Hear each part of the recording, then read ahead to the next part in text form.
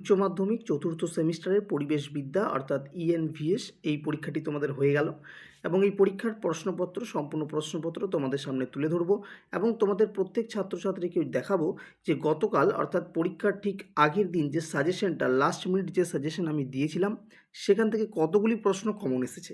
তোমরা চাইলে সেই ভিডিওটিও দেখে নিতে পারো, এখনও পর্যন্ত কিন্তু আমার চ্যানেলে রয়েছে সেই ভিডিওটি সাজেশনের। ঠিক আছে, তো আমরা একটু দেখে নেব যে কোন কোন প্রশ্নগুলো তোমাদের কমন এসেছে এবং যারা পরের বছর উচ্চ মাধ্যমিক পরীক্ষায় বসবে তাদের জন্য কিন্তু ভিডিওটি গুরুত্বপূর্ণ, কারণ তোমরা এই ভিডিওর মাধ্যমে প্রশ্নপত্রটি সম্পূর্ণ দেখে নিতে পারবে কেমন ধরনের প্রশ্ন আসছে বা কী কী ধরনের প্রশ্ন আসছে, প্রশ্নের প্যাটার্ন কেমন, এই সব কিছু। ঠিক আছে, তো প্রথমেই তোমরা দেখতে পাচ্ছ বিভাগ ক এখানে তোমাদের রয়েছে।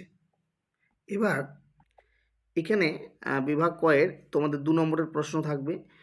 মোট এখানে 8টা প্রশ্ন আছে, 2 নম্বরের টোটাল হচ্ছে 16 নম্বর এই অংশ থেকে। ঠিক আছে, তো কী কী প্রশ্ন এসেছে প্রথমে দেখি। 8টি প্রশ্নের মধ্যে যে কোনো 4টি প্রশ্ন তোমাদেরকে এখানে করতে হবে। ঠিক আছে, এবং দ্বিতীয় 2-এর দাগের থেকেও তোমাদের দেখো বলে দিই, এখানে ধরো তোমাদের 1-এর দাগের 8টা প্রশ্ন আছে, তার মধ্যে যে কোনো 4টা করতে হবে এবং 2-এর দাগেরও 8টা প্রশ্ন আছে, তার মধ্যে যে কোনো 4টে করতে হবে। ঠিক আছে, তো প্রথম যে প্রশ্নগুলো একদম কমন প্রশ্ন, প্রত্যেকটা কমন প্রশ্ন। ঠিক আছে, সূক্ষ্মকণা কী বা পার্টিকুলেট ম্যাটার কী, যেটা আমি সাজেশনে দিইনি।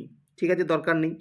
বিয়ের প্রশ্ন হচ্ছে ইউট্রিফিকেশনের ক্ষতিকারক দিকগুলি লেখো, এটা সাজেশনে দিয়েছিলাম, সেম টু সেম প্রশ্ন এসেছে।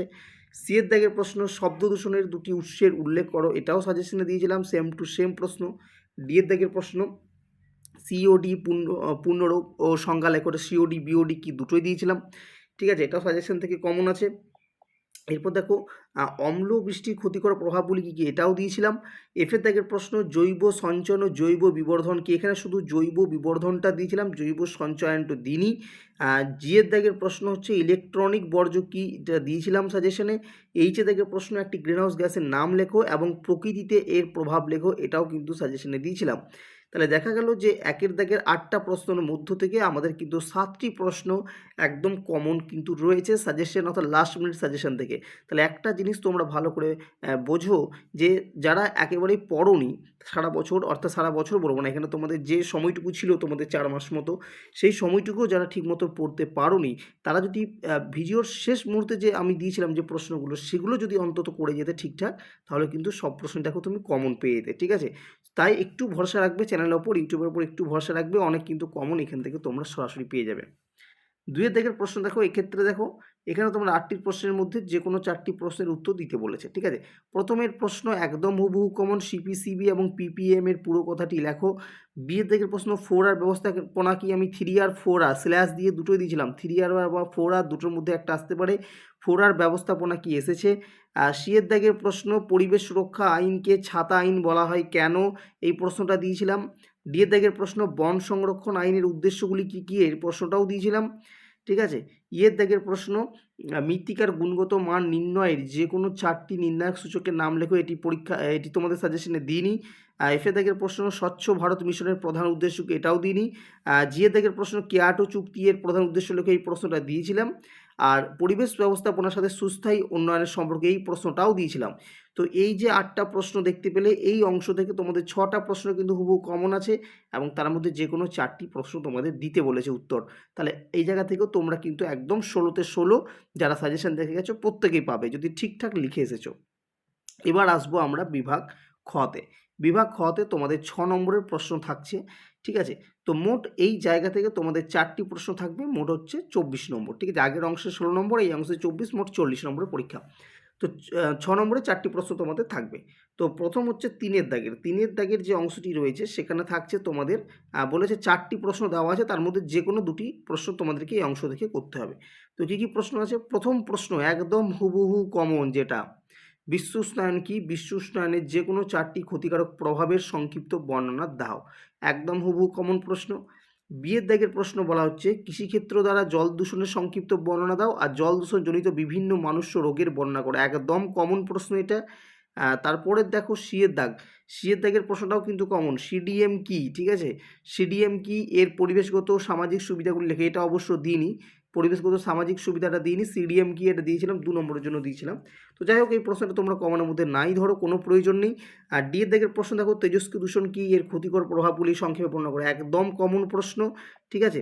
আর রয়েছে তোমাদের আর একটা প্রশ্ন এই অংশ থেকে থাকবে, সেটা হচ্ছে আচ্ছা এখানে 4টে হয়ে গেল না, ABCD, হ্যাঁ। তো 4টে প্রশ্ন থেকে তোমরা দেখতে পেলে যে আমাদের এক্ষেত্রে 3টি প্রশ্ন কিন্তু কমন রয়েছে, আর এখানে তোমাকে যে কোনো 2টি করতে বলেছে, তাহলে নিশ্চয়ই তুমি এখানে 2টি প্রশ্ন করতে পারবে।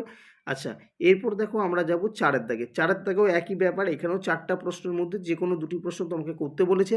তো কি কি প্রশ্ন আছে একটু দেখে নেব। প্রথম প্রশ্ন যেটা একদম হুবহু কমন বলে দিচ্ছি, ঠিক আছে, এটা একদম কমন, পরিবেশ ব্যবস্থাপনা কি, মানব স্বাস্থ্য রক্ষার এর ভূমিকা লেখো। 2 নম্বর প্রশ্নটা কমন আসেনি, দরকারও নেই। পানীয় জলের গুণগত মান নির্ণয়ে বিভিন্ন মানক দিকগুলির মধ্যে যে কোনো 4টি উল্লেখ করো। শিল্পাঞ্চল ও গ্রামাঞ্চলে শ্বাস প্রশ্বাসযোগ্য ভাসমান কণা পদার্থের বার্ষিক গড় ঘনত্বের সর্বোচ্চ সীমা কত, ঠিক আছে। আচ্ছা এরপর হচ্ছে আমাদের সি এর দাগের প্রশ্ন, যেখানে বলা হচ্ছে জৈব চিকিৎসা বর্জ্য কি, জৈব চিকিৎসা বর্জ্য শোধন পদ্ধতির সংক্ষিপ্ত লেখো, একদম কমন প্রশ্ন। ডি এর দাগে দেখো সুস্থায় উন্নয়ন কি, পরিবেশ ব্যবস্থাপনার 4টি গুরুত্বপূর্ণ পদক্ষেপ লেখো, একদম কমন প্রশ্ন। তাহলে তোমরা দেখতে পাচ্ছ যে 4টি এই যে দ্বিতীয় অংশ থেকে দিয়েছে, তো 4এর দাগে সেখানে 4টির মধ্যে 3টি কিন্তু একদম কমন রয়েছে, ঠিক আছে। তাহলে তোমরা দেখতেই পাচ্ছ যে পরিবেশবিদ্যা বা এনভায়রনমেন্টাল সায়েন্স যেটা আছে বিষয়টি, সেখান থেকে কিন্তু প্রত্যেকটা প্রশ্নই সাজেশন, আমি সাজেশন মানে বলবো না, আমি আগেও সাজেশন দিয়েছিলাম, কিন্তু লাস্ট মিনিট সাজেশন থেকে প্রত্যেকটা প্রশ্ন কমন এসেছে। অর্থাৎ তুমি ধরতে পারো 40-এ 40 কিন্তু আমাদের সাজেশন থেকে হুবহু কমন রয়েছে। অর্থাৎ 100% কমন কিন্তু শেষ মুহূর্তে সাজেশন থেকে, অর্থাৎ পরীক্ষার আগের দিনে সাজেশন থেকে। সুতরাং প্রত্যেক ছাত্রছাত্রীকে বলবো যে তোমরা চোখ বুঝে আমাদের চ্যানেলের উপর ভরসা রাখতে পারো। অন্তত যে প্রশ্নগুলো দিই সেই প্রশ্নগুলো একটু ভালো করে পড়বে, একটু টপিকগুলোকে পড়ে যাবে, অনেক প্রশ্ন পারবে। যারা ভালো প্রিপারেশন করতে পারো না তারাও কিন্তু অনেক ভালো ভালো নম্বর পেয়েছে আমাদের কাছে, ঠিক আছে। তো যাই হোক ভিডিওটি যদি তোমাদের ভালো লাগে অবশ্যই শেয়ার করো, লাইক করো, এবং চ্যানেলে দর্শক হয়ে থাকলে, নতুন দর্শক হয়ে থাকলে অবশ্যই চ্যানেলটিকে সাবস্ক্রাইব করে নাও এবং বেল বাটনটি প্রেস করে আমাদের পাশে থেকো, আমরাও তোমাদের পাশে রয়েছি। আজকের ভিডিও তবে এই পর্যন্ত রাখি, দেখা হবে পরবর্তী ভিডিওতে।